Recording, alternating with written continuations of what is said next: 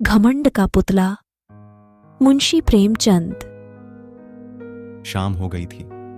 मैं सरयू नदी के किनारे अपने कैंप में बैठा हुआ नदी के मजे ले रहा था कि मेरे फुटबॉल ने दबे पांव पास आकर मुझे सलाम किया कि जैसे वह मुझसे कुछ कहना चाहता है। फुटबॉल के नाम से जिस प्राणी का जिक्र किया गया वह मेरा अर्दली था। उसे सिर्फ एक नजर देखने से यकीन हो जाता था कि यह नाम उसके लिए पूरी तरह उचित है। वह सिर से पैर तक आदमी की शक्ल में एक गेंद था। लंबाई चौड़ाई बराबर उसका भारी भरकम पेट, जिसने उस दायरे के बनाने में खास हिस्सा लिया था, एक लंबे कमरबंद में लिपटा रहता था, शायद इसलिए कि वह इंतहा से आगे न बढ़ जाए। जिस वक्त वह तेजी से चलता था, बल्कि यूं कहिए झुड़कता था, तो साफ मालूम होता था कि कोई फुटबॉल ठोकर खाकर लुढ़कता चला आता है। मैंने उसकी तरफ देखकर पूछा, क्या कहते हो? इस पर फुटबॉल ने ऐसी रोनी सूरत बनाई कि जैसे कहीं से पिटकर आया है और बोला, हुजूर, अभी तक यहां रसद का कोई इंतजाम नहीं हुआ। जमींदार साहब कहते हैं कि मैं किसी का नौकर नहीं हूं। मैंने इस निगाह से देखा कि जैसे मैं और ज्यादा नहीं सुनना चाहता। यह असंभव था कि मजिस्ट्रेट की शान में जमींदार से ऐसी गुस्ताखी होती। यह मेरे हाकिमाना गुस्से को भड़काने की एक बदतमीज कोशिश थी। मैंने पूछा, जमींदार कौन है? फुटबॉल की बाँछें खिल गईं। बोला, क्या कहूं? कुंवर सज्जन सिंह। हुजूर, बड़ा ढीठ आदमी है। रात आई है और अभी तक हुजूर के सलाम को भी नहीं आया। घोड़ों के सामने न घास है न दाना। लश्कर के सब आदमी भूखे बैठे हुए हैं। मिट्टी का एक बर्तन भी नहीं भेजा। मुझे जमींदारों से रात दिन साबका रहता था, मगर यह शिकायत कभी सुनने में नहीं आई थी।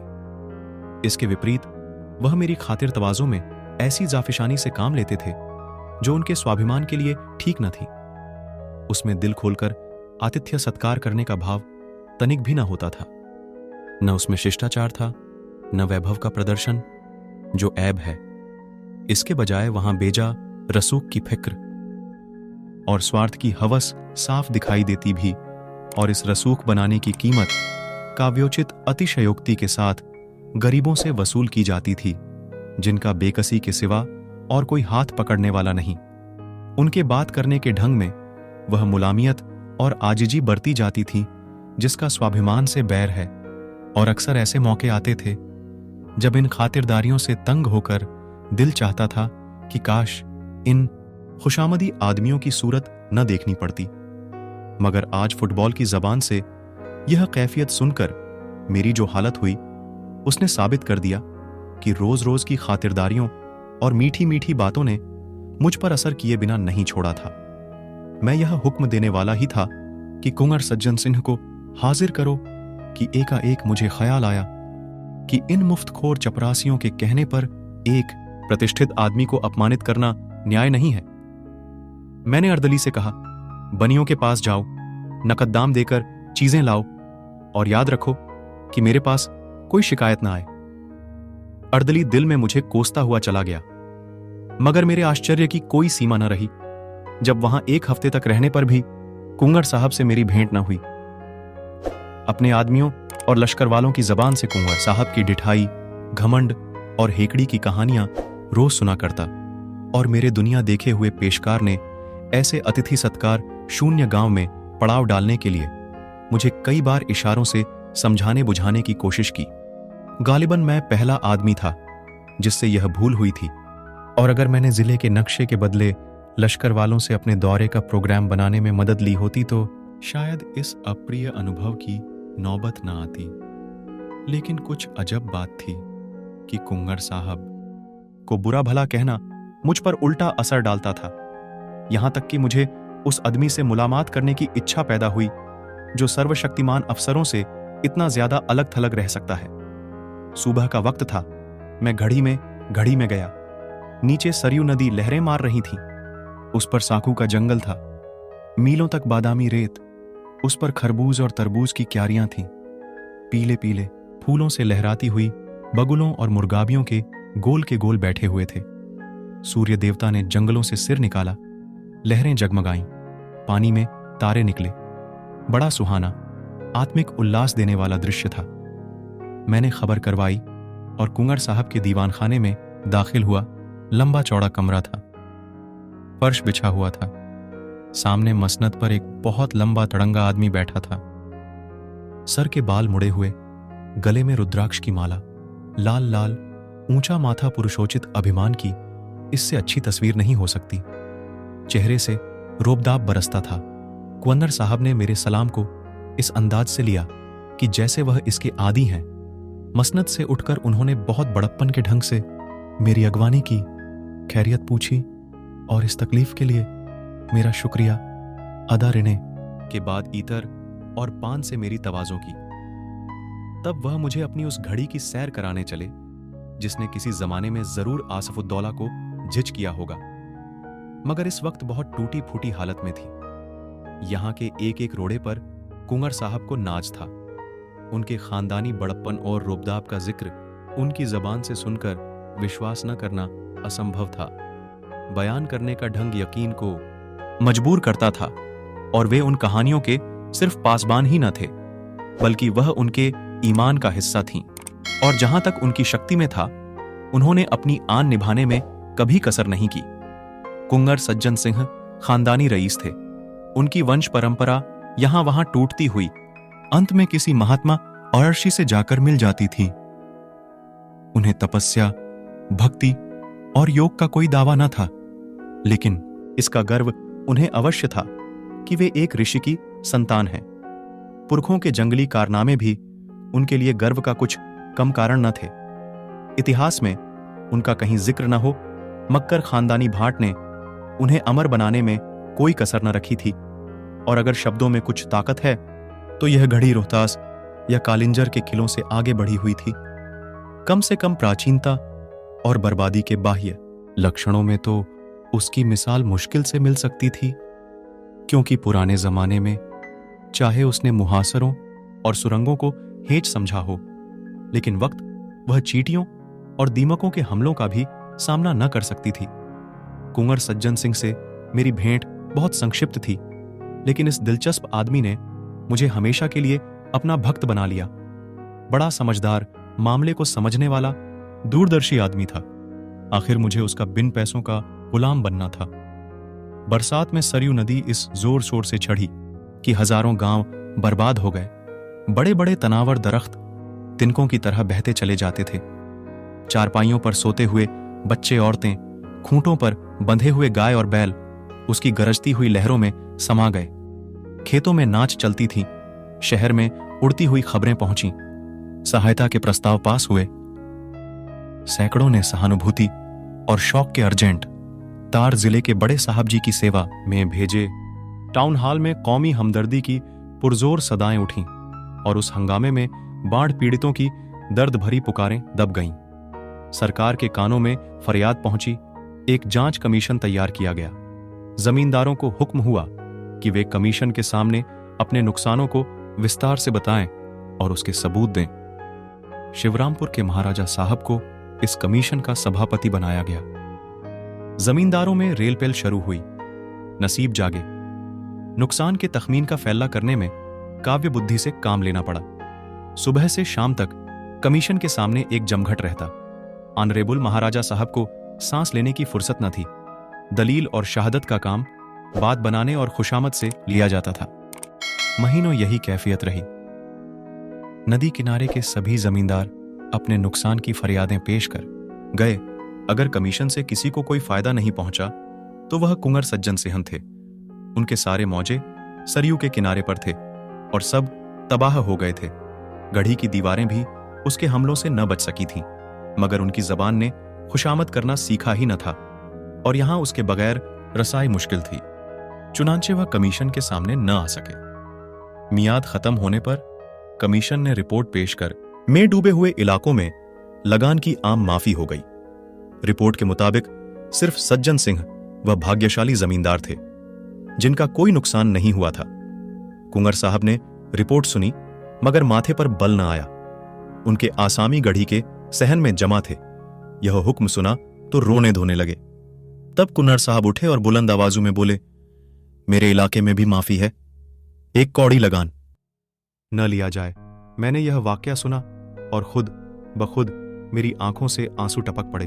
बेशक यह वह आदमी है जो हुकूमत और अख्तियार के तूफान में जड़ से उखड़ जाए, मगर झुकेगा नहीं। वह दिन भी याद रहेगा जब अयोध्या में हमारे जादू सा करने वाले कवि शंकर को राष्ट्र की ओर से बधाई देने के लिए शानदार जलसा हुआ। हमारा गौरव, हमारा जोशीला शंकर यूरोप और अमेरिका पर अपने काव्य का जादू करके वापस आया था। अपने कमालों पर घमंड करने वाले यूरोप ने उसकी पूजा की थी। उसकी भावनाओं ने ब्राउनिंग और शेली के प्रेमियों को भी अपनी वफा का पाबंद न रहने दिया। उसकी जीवन सुधा से यूरोप के प्यासे जी उठे। सारे सभ्य संसार ने उसकी कल्पना की, उड़ान के आगे सिर झुका दिए। उसने भारत को यूरोप की निगाहों में अगर ज्यादा नहीं तो यूनान और रोम के पहलू में बिठा दिया था। जब तक वह यूरोप में रहा, दैनिक अखबारों के पत्रे उसकी चर्चा से भरे रहते थे। यूनिवर्सिटियों और विद्वानों की सभाओं ने उस पर उपाधियों की मूसलाधार वर्षा कर दी।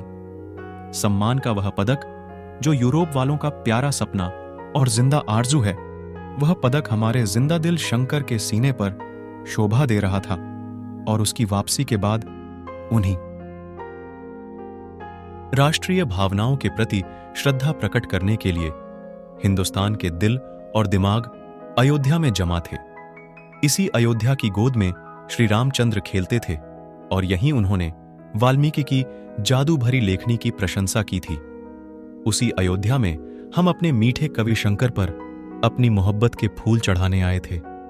इस राष्ट्रीय कर्तव्य में सरकारी हुक्काम भी बड़ी उदारतापूर्वक हमारे साथ सम्मिलित थे। शंकर ने शिमला और दार्जिलिंग के फरिश्तों को भी अयोध्या में खींच लिया था। अयोध्या को बहुत इंतजार के बाद यह दिन देखना नसीब हुआ जिस वक्त शंकर ने उस विराट पंडाल में पैर रखा। हमारे हृदय राष्ट्रीय गौरव और नशे से मतवाले हो गए। ऐसा महसूस होता था कि हम उस वक्त किसी अधिक पवित्र, अधिक प्रकाशवान दुनिया के बसने वाले हैं। एक क्षण के लिए अफसोस है कि सिर्फ एक क्षण के लिए अपनी गिरावट और बर्बादी का ख्याल हमारे दिलों से दूर हो गया। जय जय की आवाजों ने हमें इस तरह मस्त कर दिया जैसे महुअर नाक को मस्त कर देता है। एड्रेस पढ़ने का गौरव मुझको प्राप्त हुआ था। सारे पंडाल में खामोशी छाई हुई थी। जिस वक्त मेरी जबान से यह शब्द निकले, ऐ राष्ट्र के नेता, ए हमारे आत्मिक गुरु, हम सच्ची मोहब्बत से तुम्हें बधाई देते हैं और सच्ची श्रद्धा से तुम्हारे पैरों पर सिर झुकाते हैं। यकायक मेरी निगाह उठी और मैंने एक हृष्ट पुष्ट हैकल आदमी को ताल्लुकेदारों की कतार से उठकर बाहर जाते देखा। यह कुंवर सज्जन सिंह थे। मुझे कुंवर साहब की यह बेमौका हरकत, जिसे अशिष्टता समझने में कोई बाधा नहीं है, बुरी मालूम हुई। हजारों आंखें उनकी तरफ हैरत से उठीं। जलसे के खत्म होते ही मैंने पहला काम जो किया वह कुंवर साहब से इस चीज के बारे में जवाब तलब करना था। मैंने पूछा, क्यों साहब, आपके पास इस बेमौका हरकत का क्या जवाब है? सज्जन सिंह ने गंभीरता से जवाब दिया, आप सुनना चाहें तो जवाब हूं, शौक से फरमाइए। अच्छा तो सुनिए, मैं शंकर की कविता का प्रेमी हूं, शंकर की इज्जत करता हूं, शंकर पर गर्व करता हूं, शंकर को अपने और अपनी कौम के ऊपर एहसान करने वाला समझता हूं, मगर उसके साथ ही उन्हें अपना आध्यात्मिक गुरु मानने या उनके चरणों में सिर झुकाने के लिए तैयार नहीं हूं। मैं आश्चर्य से उसका मुंह ताकता रह गया। यह आदमी नहीं, घमंड का पुतला है। देखें यह सिर कभी झुकता या नहीं। पूरनमासी का पूरा चांद सरयू के सुनहरे फर्श पर नाचता था और लहरें खुशी से घुल मिलकर गाती थीं। फागुन का महीना था, पेड़ों में कोपलें निकली थीं और कोयल कूकने लगी थीं। मैं अपना दौरा करके सदर लौटता था। रास्ते में कुंवर सज्जन सिंह से मिलने का चाव मुझे उनके घर तक ले गया, जहां अब मैं बड़ी बेतकल्लुफी से जाता आता था। मैं शाम के वक्त नदी की सैर को चला। वह प्राणदायिनी हवा, वह उड़ती हुई लहरें, वह घुलमिल कर गाती थीं। चांद के चमकते हुए गीत से जिस तरह लहरें झूम रही थीं, उसी तरह मीठी चिंताओं से दिल उमड़ा आता था। मुझे ऊंचे कगार पर एक पेड़ के नीचे कुछ रोशनी दिखाई दी। मैं ऊपर चढ़ा। वहां बरगद की घनी छाया में धूनी जल रही थी। उसके सामने एक साधु पैर फैलाए बरगद की एक मोटी जटा के सहारे लेटे हुए थे। उनका चमकता हुआ चेहरा आग की चमक को लजाता था। नीले तालाब में कमल खिला हुआ था। उनके पैरों के पास एक दूसरा आदमी बैठा हुआ था। उसकी पीठ मेरी तरफ थी। वह उस साधु के पैरों पर अपना सिर रखे हुए था, पैरों को चूमता था और आंखों से लगता था साधु अपने दोनों हाथ उसके सिर पर रखे हुए थे कि जैसे वासना धैर्य और संतोष के आंचल में आश्रय ढूंढ रही हो। भोला लड़का मां बाप की गोद में आ बैठा था। एकाएक वह झुका हुआ सर उठा और मेरी निगाह उसके चेहरे पर पड़ी। मुझे सकता सा हो गया यह कुंवर सज्जन सिंह थे। वह सर जो झुकना न जानता था इस वक्त जमीन छू रहा था। वह माथा जो एक ऊंचे मनसबदार के सामने न झुका, जो एक प्रधानी वैभवशाली महाराज के सामने न झुका, जो एक बड़े देशप्रेमी कवि और दार्शनिक के सामने न झुका, इस वक्त एक साधु के कदमों पर गिरा हुआ था। घमंड वैराग्य के सामने सिर झुकाए खड़ा था। मेरे दिल में इस दृश्य से भक्ति का एक आवेग पैदा हुआ। आंखों के सामने से एक पर्दा सा हटा और कुंवर सज्जन सिंह का आत्मिक स्तर दिखाई दिया। मैं कुंवर साहब की तरफ से लिपट गया और बोला, मेरे दोस्त, मैं आज तक तुम्हारी आत्मा के बड़प्पन से बिल्कुल बेखबर था। आज तुमने मेरे हृदय पर उसको अंकित कर दिया कि वैभव और प्रताप, कमाल और शोहरत, यह सब घटिया चीजें हैं, भौतिक चीजें हैं। वासनाओं में लिपटे हुए लोग इस योग्य नहीं कि हम उनके सामने भक्ति से सिर झुकाएं।